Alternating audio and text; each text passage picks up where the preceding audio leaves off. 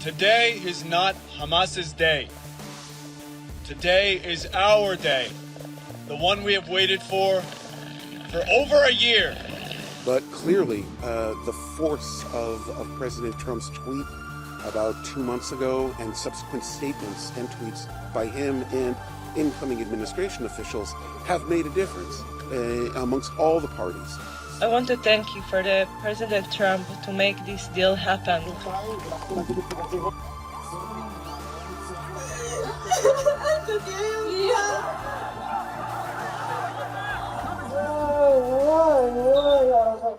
My son's situation, he was one of 79 civilians taken hostage from kibbutz Nir Oz on October 7th. That same day, 59 of our community of a little over 400 were massacred by Hamas terrorists and looters who came in their wake. The only positive proof of life we've had for Sagi came over a year ago in the first round of releases. A handful of the women and children who were released at that time had seen Sagi in the tunnels under Gaza. They were able to tell us that he was alive but wounded, but that is no guarantee of anything because they also saw many other men who were from our kibbutz in the tunnels, and several of them were executed by Hamas in subsequent months. So we are not sure of anything right now. But clearly, the force of President Trump's tweet about 2 months ago and subsequent statements and tweets by him and incoming administration officials have made a difference amongst all the parties. So I don't think this should become a credit war between the administrations or should be looked at that way by the media. And this is a cooperative effort, and as a U.S.-Israeli citizen, from my point of view, this cooperation in a very in a very non-partisan world, this bipartisan cooperation for this issue is a great American moment without trying to apply credit more or less to either side. Today is not Hamas's day. Today is our day, the one we have waited for over a year.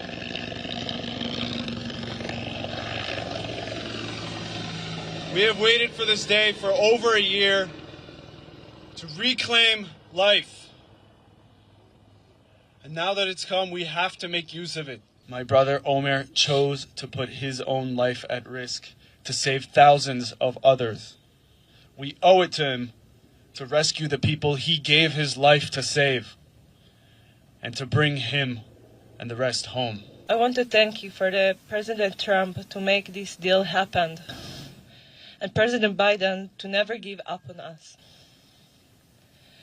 But as I'm speaking to you today, I want to make sure that the world will know the deal must go on, in full, in completely, in all the stages.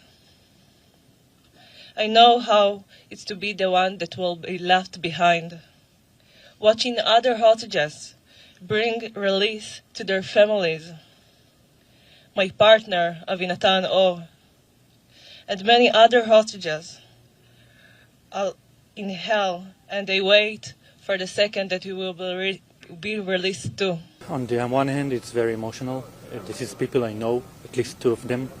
And Emily and Doron I know from home, I know their brothers, I know them and themselves. And Romy I got to know this past year and 3 months.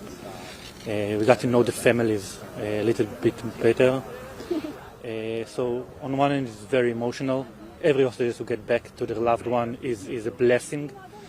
But we are here to make sure that the deal will get to the last hostage. The first one, it's difficult, but we are here to make sure that the last hostage will get back home. They're supposed to be in the second phase of the deal, not in the first one, because they are not women, they are not above 50, and they are not injured in a bad way. So they're supposed to be in the second phase of the deal, but still no information about the second phase.